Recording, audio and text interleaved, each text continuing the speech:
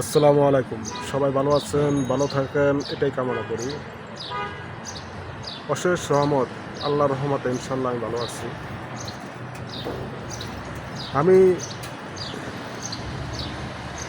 একটা কথা বলতে চাই, এইবার যে নির্বাচনটা হবে এটা যেন সেই 1996 সালের 15 ফেব্রুয়ারির মতো নির্বাচন একতরফা না হয়। বিএনপি তখন একটা নির্বাচন দিয়েছিল 1996 সালের 15 ফেব্রুয়ারি, কিন্তু 45 দিনের মাথায় বিএনপি ক্ষমতা ছাড়তে হয়েছে। সেরকম কিছু হোক বাংলাদেশের ভিতরে, এটা আমরা চাই না। কারণ তখন এই বিএনপির একতরফা নির্বাচনের মাধ্যমে সরকার গঠন করেও 45 দিনের মধ্যে ক্ষমতা ছেড়ে দিতে হয়েছে। 96 সালে আরেকটি সপ্তম নির্বাচন হয়েছে, ষষ্ঠ নির্বাচন ভাঙ্গিয়া সপ্তম নির্বাচন আবার হয়েছে। 96 দুইটা নির্বাচন, জাতীয় নির্বাচন হয়েছে। তাই আমরা সুষ্ঠু নির্বাচন চাই, দল বল নির্বিশেষে সুষ্ঠু নির্বাচন চাই। কারণ অনেকে আমরা ইতিহাস থেকে শিক্ষা নিই না, বাস্তবতা থেকে শিক্ষা নিই না, এটাই আমাদের ব্যর্থতা। এখন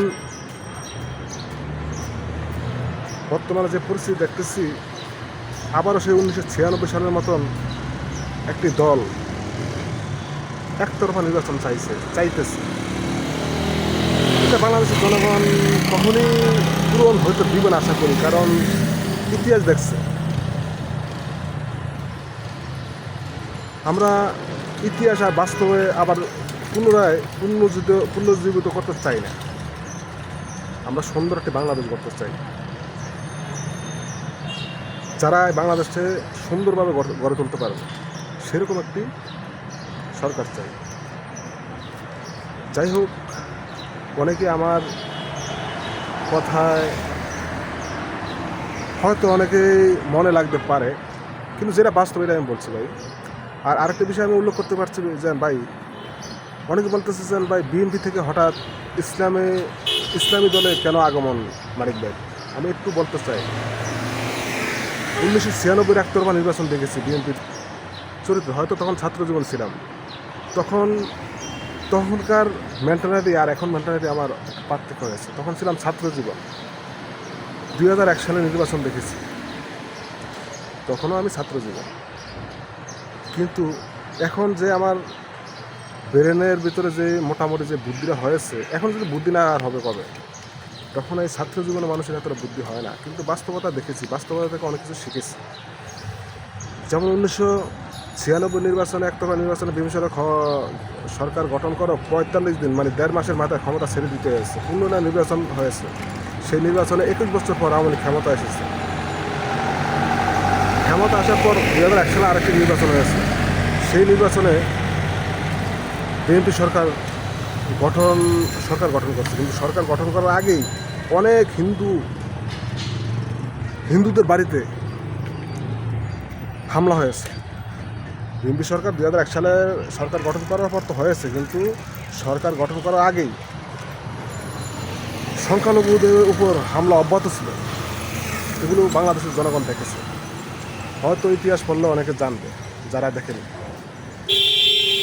তারপরে হইলো 2001-এর পরে 2006 আবার যেমনি হোক ফখরুদ্দিন আইলো, ইয়াটো আয়ার পরে আবার আওয়ামী সরকার আসার পরে আওয়ামী সরকার সরিয়ে শাসক দেখছে। এটি তো যারা এখন ইয়াং এরা তো দেখতেই আছে।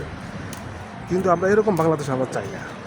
আমরা সুষ্ঠু দ্বারা রাজনীতি চাই, ভালো একটি দল চাই যেন বাংলাদেশ আরও উন্নতির দিকে যায়।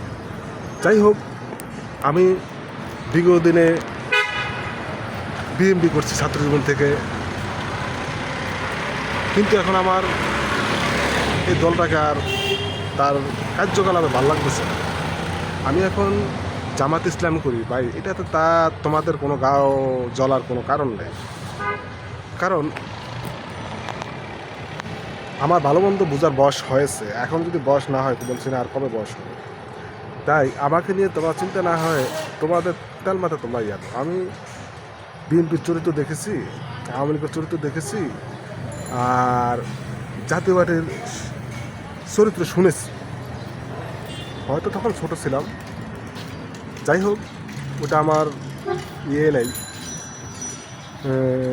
মানে বুঝ হওয়ার পরে যেটা দেখেছি ওইটা আমার ব্রেনে আছে। আল্লাহ হাফেজ, সবাই ভালো থাকবেন, আমার জন্য সবাই দোয়া করবেন, আর আমাকে নিয়ে না সমালোচনা করাই ভালো। আল্লাহ হাফেজ।